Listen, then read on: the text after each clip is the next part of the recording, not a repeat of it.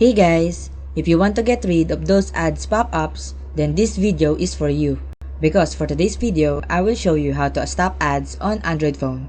This is quick and simple, so just follow me. First, go and open your phone settings. Then, what you want to do is go search for DNS. Wait for a few seconds to load up. Then, click Private DNS. Now, once you are here, change the DNS from automatic to private. Just click Private DNS and I want you to type dnsadguard.com.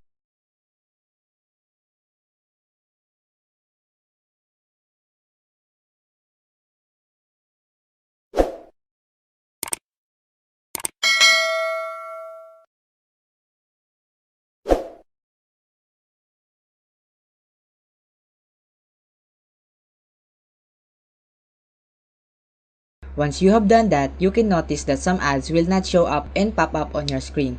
So that's quick and easy. So there you have it.